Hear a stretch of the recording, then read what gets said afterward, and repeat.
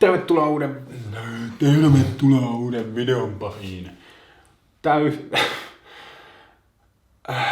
Tää video on tehty yhteistyössä Fastin kanssa. Kuten varmaan tiedätte, niin mä olen kuullut paljon kalajuttuja syömiseen liittyen, mutta kovimman jutun mä oon kuullut Fastin yhden urheilijan suusta, eli Peter Vileniuksen suusta, joka sanoi seuraavasti mun 4,8 kilon pudiks-haasteesta. 4 kiloa? Hei, saa vedä heittämällä. Hän sanoo, että se haaste menisi heittämällä, mistä sitten mulle tuli paljon kommenttia, heille tuli paljon kommenttia, että pitää järjestää kilpailu. Ja nyt meille on kilpailu tulossa, nimittäin Nordic Fitness Expon 3. päivänä, sunnuntaina, on Vilenius vastaan Jesse Pynnönen pudiks-syöntikilpailu messulavalla 11.30. En tiedä, on aina hienoa päästä kilpailemaan sellaisia ihmisiä vastaan, joilla on niin kuin ainakin äärimmäisen kovat jutut. Mutta varsinaiseen haasteeseen, eli tänään, koska minäkin tähtään kilpailuihin kuten Vilenius, niin aion syödä matalakalorisesti ja olla päivän vegaanina. Tässä on mun päivän ruuat. Ja minulta löytyy kilo rypäleitä, kilo banaaneja, melkein kilo omenaa, vähän päälle kilo päärynöitä eli 2 kiloa. Vähän reilu kilo vesimeloonia, noin kilo persikoita. Mä en kyllä laskenut tätä ihan loppuun saakka. Mä laskin, että mulle piti tulla noin 5 kiloa, mutta tästä tuli vähän reilu 6 kiloa. Joo, tästä haasteesta tuli vähän isompi, mitä mä oletin. Mun oli tarkoitus tehdä sellainen nopeushaaste, mutta katsotaan nyt. 6 kiloa kuulostaa aika paljon kuitenkin. Vaikka se olisikin hedelmiä, koska täällä on näitä tällaisia. Ja okei, kuoret ja nää on mukana, mutta on tässä silti aika paljon nyt syömistä. En tylsistytä teitä sillä liikaa, vaan nyt treeniä. Päiväni vegaanina aika lähtee.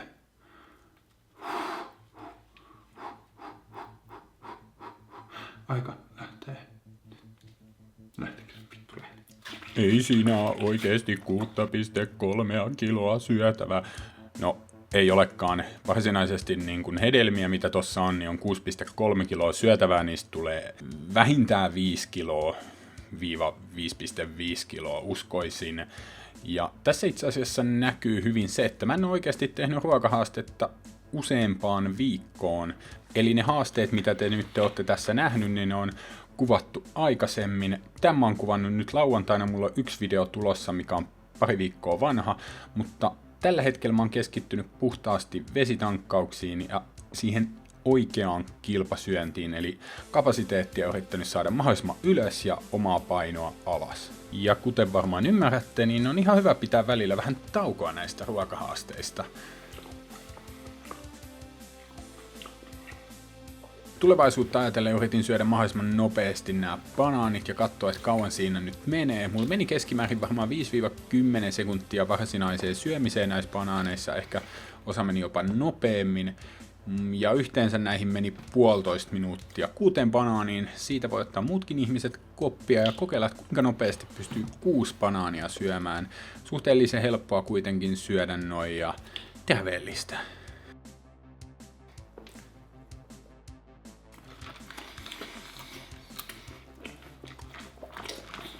Tämä haaste ei ole ehkä mikään kaikkein mediaseksikkää ja klikkejä eniten keräävä, mutta tämä on sitä todellisuutta, että millä tätä syömistä kannattaisi treenata, eli matalakalorisilla ruuilla ehdottomasti saa hyvää kapasiteettitreeniä ja samalla sitten nopeustreeniä, mikä itselle on hyvin tärkeää, koska nesteellä se treenaaminen on tylsää ja vaarallista, jos ei tiedä mitä tekee.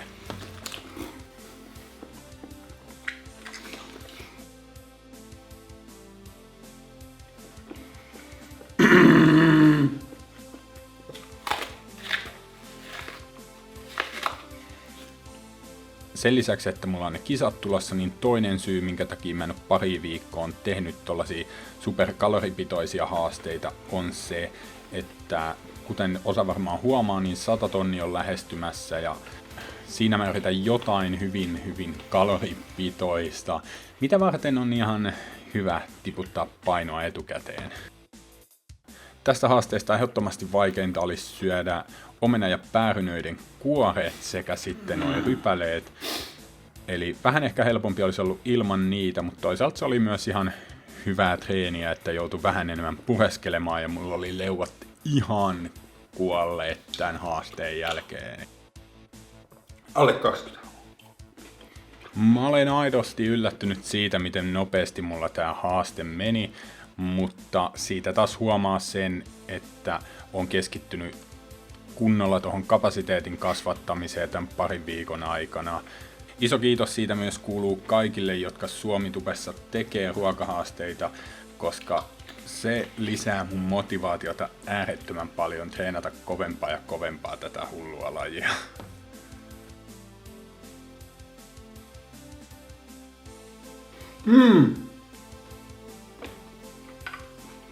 Mutta joo, ehkä tää ei ollut niinkään haastevideo, vaan tällainen treenivideo, missä mä samalla vähän kerron, mitä mä oon nyt viimeiset pari viikkoa tehnyt ja mitä tulevaisuus tuo tullessaan.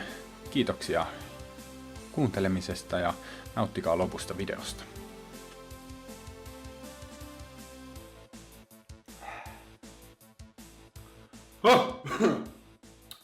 Se oli reilu 23 minuuttia hyvin intensiivistä syömistä. Jos olisin laittanut sykemittarin, olisi pitänyt laittaa. Siitä näkisi, miten niin kuin tosissaan oikeasti tässä hommassa yrittää olla ja sydämellä mukana 23 minuuttia mitä tahansa putkeen. Seuraavalla videolla syödään vähän roskaruokaa. Tein kyllä sen jo aikoja sitten, mutta en ole vaihtanut editoimaan. Kiitoksia jälleen kerran katsomisesta ja se on moikka moi!